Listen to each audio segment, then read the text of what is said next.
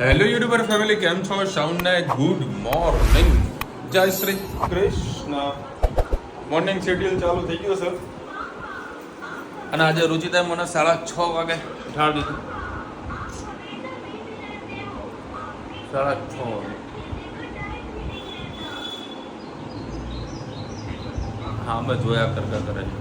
6:30 વાગે ઉઠ્યો, 10-15 મિનિટ અહીંયા આરામ કર્યો નીચે, પછી ચા પીધી, પાછું 10 મિનિટ મોબાઈલ જોયો, ન્યૂઝ જોયા.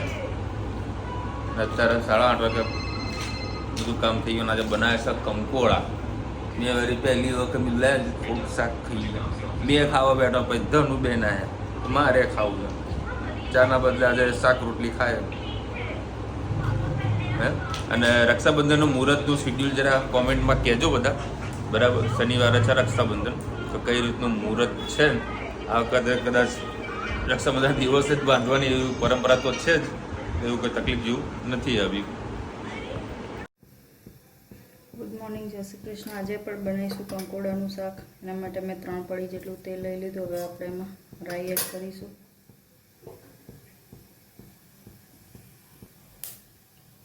રાઈ આપણી થઈ ગઈ છે. જીરું એડ કરીશું,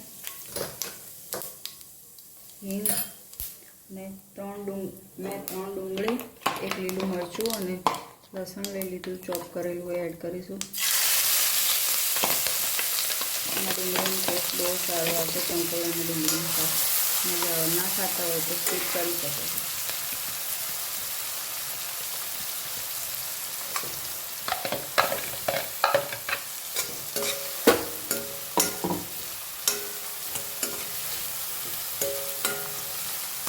બસ થોડી ડુંગળી પાકવા દઈશું, ગુલાબી થાય ત્યાં સુધી. મીઠું છે, કંકોડા અને ડુંગળી પૂરતું મીઠું એડ કરી દઈશું. 2 જણને ખાવાના છે એટલે મેં 300 ગ્રામ જેટલા કંકોડા લઈ લીધા છે.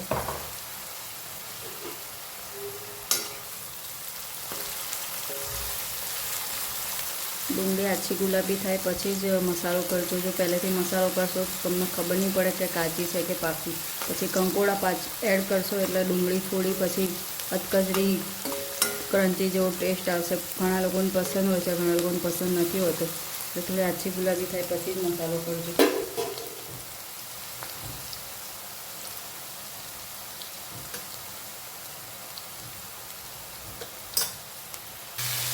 વિડીયો ચાલુ નહોતો તો બતાવી દીધું. મેં જો કંકોડા ઉપર એડ કરી દીધા છે. મસાલા પણ કદાચ કરી દીધા હશે. વારે ઘડે મારાથી ભૂલ થયા કરે છે, માફ કરજો.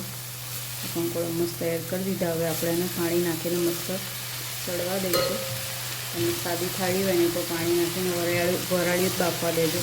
તો અંદર પાણી નાખશો તો ટેસ્ટ કદાચ ફેર પડશે. જો જરૂર પડે તો થોડું છાંટો પાણીને નાખવાની જરૂર પડે તો નાખજો.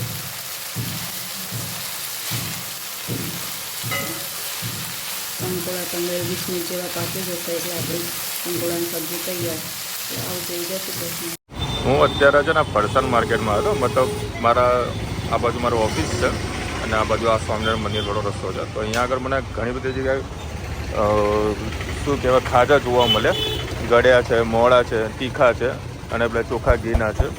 બધું આટલું બધું કેમ જોવા મળ્યું? એટલે મને કહે છે કે નાગપંચમી આવે છે ને એના નાગ ભગવાનને ચડાવવા માટે લોકો લઈ જાય છે. કે હવે અત્યારે બધું વિરુદ્ધ થઈ ગયું છે કે લોકો પહેલાં પોતે ખાય છે પછી બધો ચડાવવાનો પ્રયત્ન મતલબ ચડાવતા હોય છે.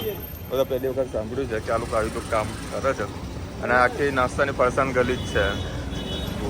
પાછળ બી સારી એવી દુકાનો બધી છે ફરસાણ માટેની. ગુડ ઇવનિંગ, જય શ્રી કૃષ્ણ. આજે આપણે બનાવીશું કાઠિયાવાડી ઢોકળીનું શાક. એના માટે મેં 1 વાટકી જેટલું ચણાનો લોટ લઈ લીધો છે. હવે આપણે એમાં મરચું, લાલ મરચું, પિંચ જેટલી હળદર,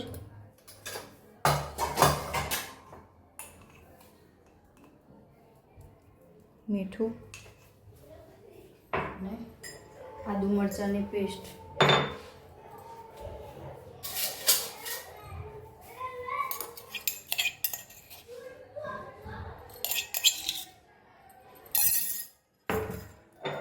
બસ એને સારી રીતે થોડું મિક્સ કરી લઈશું અને એમાં એક વાટકી જેટલો ચણાનો લોટ લીધો તેમાં 2 વાટકી જેટલી છાશ એડ કરીશું. જરૂર પડે એમ થોડું થોડું કરીને મિક્સ કરીશું.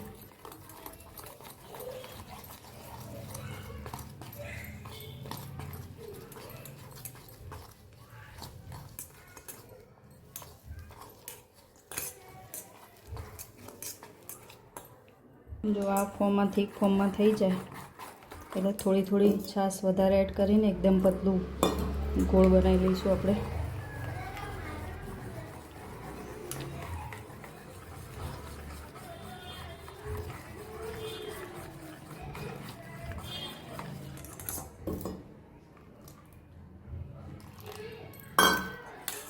પછી અમે જે 1 વાટકી જે લીધી હતી ચણાનો લોટ એનાથી 2 વાટકી જેટલી જ છાશ લીધી છે.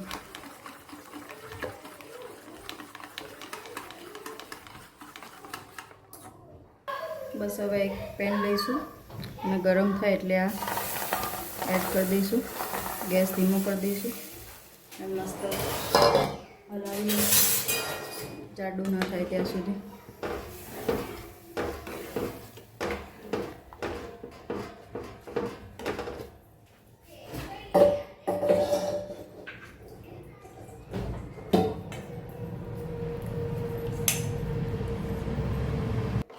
બસ આ થોડું ધીમું ફાસ ગેસ કરીને એકદમ ઘટ ના થાય, જે ખાંડવીના ફોર્મમાં ના આવી જાય ત્યાં સુધી આપણે એને ચડવા દઈશું. હલાવતા રહેવાનું, નહીં તો નીચે ચોંટી જશે અને ઉપર પાણી જેવું રહેશે. તો મસ્ત થીક ફોર્મમાં જે આપણું જે બનાવ્યું તો એ થઈ ગયું છે. હવે આપણે એને થાળીમાં ઠંડુ પાડી લઈશું. થાળીને મેં તેલથી મસ્ત ગ્રીસ કરી દીધી છે.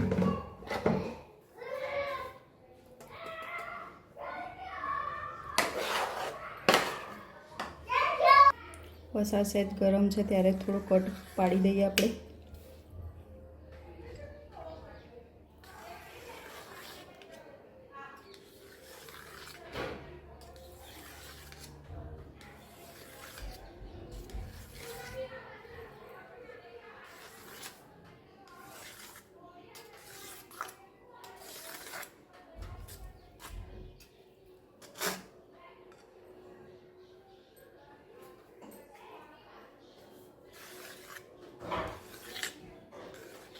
બસ હવે એને ઠંડુ થવા દઈએ. જો થોડું ઠંડી થઈ એટલે પીસ તો મસ્ત થઈ જ ગયા છે.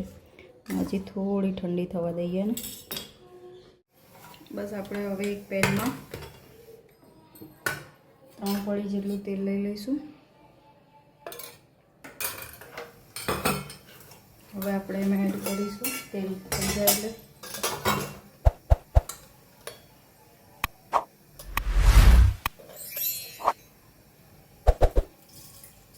રાઈ,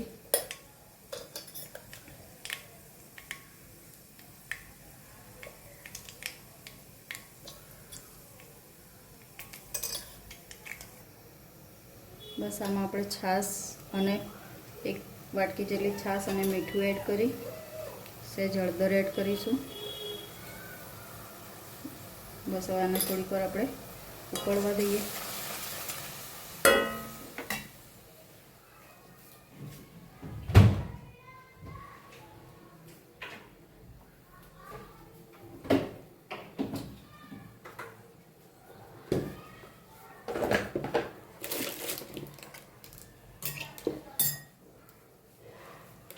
બસ છાશની થોડી, આમ તો કંઈ જરૂર નથી, છાશની ખટાશ બેસાડો. સહેજ મેં ચપટી જેટલી સાકર એડ કરી છે.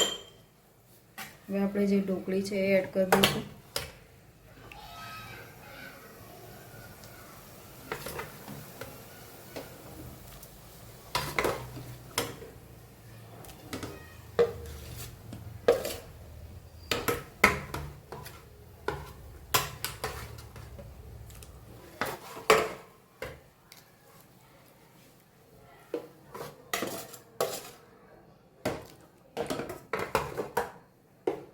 ગેસનો ફ્લેમ ફૂલ કરી દઈશું. ઉપરથી એડ કરીશું કસૂરી મેથી અને થોડી કોથમીર.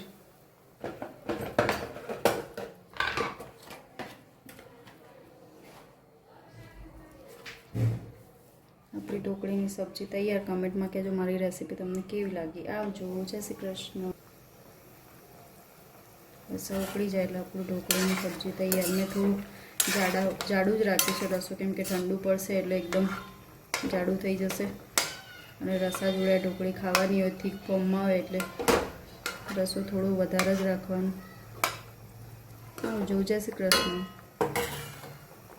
આ લોકો જુઓ સાયકલ લઈને ફરી રહ્યા છે.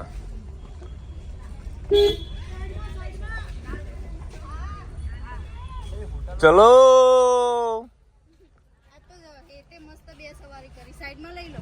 એવું કર્યું? હા આવો, ચલો સાઈડમાં આવો. બાય. ધનુ તું ના ચાલતી, તું ચાલતી જાને.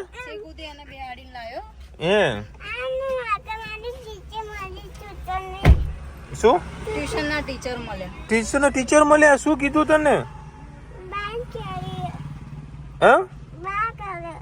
હે આજે શું આવડ્યું તને? આજ 2 દી રજા હતી, બેન બાર ગઈ. એવું છે એમ. ચલો ભાઈ, પૂરા 10 વાગ્યા છે. આ એક ઢીંગલો હુકાણો હોય ને એક હાથીને વળી ધોવા નાખેલો હોય અને મસ્તી ચાલુ થઈ જવો. શું ઈરાદો? ખેલ જ કરશે. અરે ખેલ જ કરશે. પેલું આજકી રાત કરજે.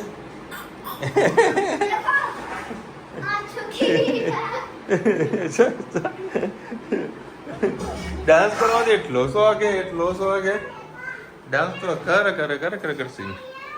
આવ્યો બેટા. શું ભરાય? શું લાગે તમને? આ આપણે પેલું શું કહીએ આપણે ઢોકળી બનાયા હે. ઢોકળી ગરમા ગરમ રોટી.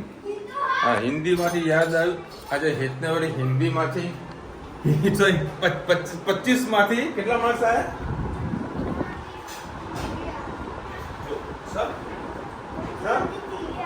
અરે પડી સુંદર માતાની કોણ નહીં પડે બેટા. 25 માંથી 23 માર્ક્સ આવ્યા છે. 2 માર્ક્સ કઈક કપાઈ ગયા. શામાં કપાણા? હા, પેલી ચરબી ચડી હેરાન કરતા જોજો. ચરબી ચડી છે બરોબર નહીં. હા જો પેલી ચડી છે ઉપર સુધી. એ નીચે ઉતર ને ઉતર. 2 જણા ચડશે અને સીધા ભૂસકા મારશે. હાય રામ. મસ્ત ગરમા ગરમ શાક, ગરમા ગરમ રોટલી. હા મોજ. પેલા મરચા લાવો. મરચા દેખો ભાઈ. આ જે મરચા છે ને મને એટલા ભાવે છે. અને છે ને ઘરે બનાવવાનો પ્રયત્ન કરીએ છે ને તો પ્રોપર નથી બનતા. એની ફૂલ રેસીપી હોય તમારી જોડે તો ખાસ કોમેન્ટમાં કહેજો. રુચિતા પણ આવા મરચાં બનાવે. આ મરચાંનું નામ શું છે એ પણ ખાસ કહેજો. 3 દિવસ કે 4 દિવસ એનાથી વધારે રહેતા જ નથી. એટલે આ પ્રોપર મરચાં છે. બહુ મજા આવે. શનિવારે રક્ષાબંધન છે અને ધનવી ઈદને રાખડી બાંધવાની છે. તને ભાઈ શું ગિફ્ટ આપવાનો છે? ધનો આમ તો જો ભાઈ તને શું ગિફ્ટ આપશે? તો શું લેવાનું? શું જુઓ તારે? બોલ ને. હે? સાયકલની ફરમાઈશ આવી છે તો ભાઈને કહેજે. જા ઉપર વાલી વાલી કર. ભાઈ મને સાયકલ અપાવજે. લે ઊભી થઈ જા. ધનુ સાયકલની ફરમાઈશ કરી છે. આવતીકાલે દાનિશનો જન્મદિવસ છે. દાનિશભાઈ wish you many happy return of the day. જો તમારી કેક એડવાન્સમાં કટ થઈ છે. હેપી બર્થડે કહેતો બેટા. Happy birthday to you. ખુશ રહો અને કેક કાપતા રહો અને દાલ બાટી ખાતા રહો. હા એ તો આવશે તો દાલ બાટી તો ખાસી કરી. ઇન્ડિયાનું ફૂડ તો કોને ના ગમે. અને આમાં આપણો ગુજરાતી હોય ને એટલે એને બહારના મતલબ બહાર વિદેશમાં રહેતા એટલે ગુજરાતનું ફૂડ મિસ કરે ને કરે. મમ્મી જેમ રુચિતા એક ટક્કી મૂકી કે હું કેમ ટક્કી ના મૂકી.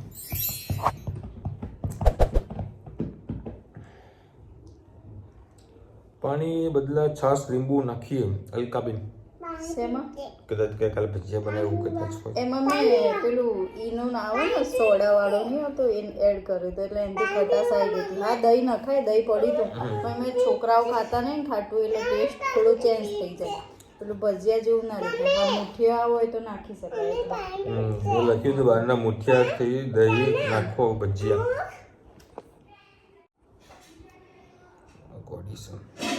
જિગીસાબેન લખેલ વિશાલભાઈ તમે બહુ જ સરળ છો એને એમને જ વધારે સ્ટ્રગલ લાઈફમાં હોય છે. લોકો મારું કરી બહુ જાય.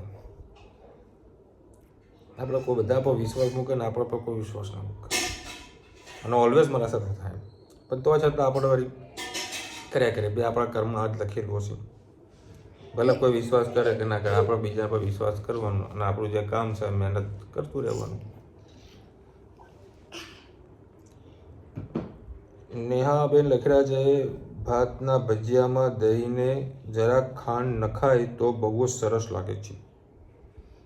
જરીક ખાંડ નાખજો. આમાં ભાત વધારે ટ્રાય કરીશું. આજે ખીચડી વધી છે.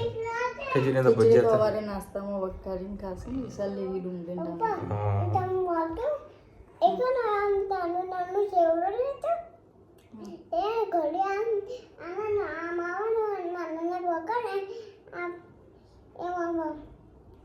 ના ના પકડી જીવડું ને આમ આવે આમ જાય. એ તું પકડી લે જીવડા નાના ના પકડાય. આપણે ચાલવા નીકળ્યા રસ્તામાં કોણ મળ્યું હતું? મેડમ મળ્યા હતા કે ચલો ભાઈ કાલનો દિવસ છે ભાઈ. 2 દિવસ સલંગ રજા છે. રક્ષાબંધન શનિવારે અને રવિવારે. હા મુહૂર્ત તો તમે કોઈ કીધું નહીં. મુહૂર્ત બી કોમેન્ટમાં કરજો કે ભાઈ કયા ટાઈમે શું છે રાખડીનું મુહૂર્ત, તો બધાને ખબર પણ પડે.